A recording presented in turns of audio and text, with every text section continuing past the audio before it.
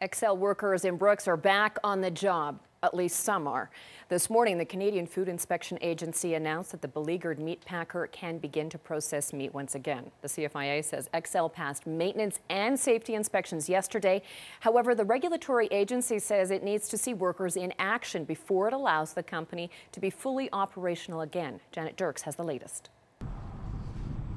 After being closed for 2 weeks, this meat packing plant is being allowed to resume limited operations.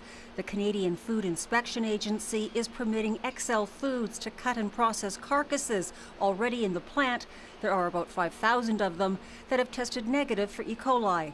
But that beef will not be allowed to hit the shelves until the CFIA is convinced it's safe for consumers. We're going to have CFIA staff in there to take a look at all of these activities related to the deboning and the sampling for E. coli to make sure that the sampling is done properly, the testing is done properly. The data analysis, which was one of the big weak points that got us here, is fixed and is being done properly.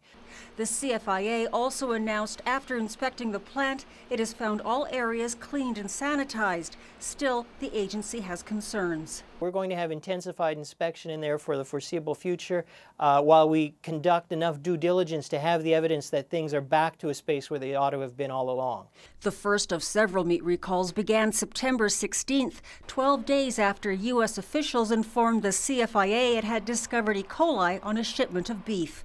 The plant had its license temporarily suspended September 27th after the agency launched an investigation. Yesterday, the union for the plant's workers accused Excel of creating what it called an unsafe food culture. You know, they all have these little stands where you disinfect your knife and what have you in boiling water. If the line speed is too great, you cheat.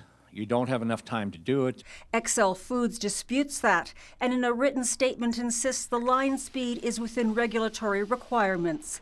The CFIA won't say when the plant will be fully up and running, but says when it comes to making that decision, it will be vigilant and accept no compromises. Janet Dirks, CTV News, Calgary.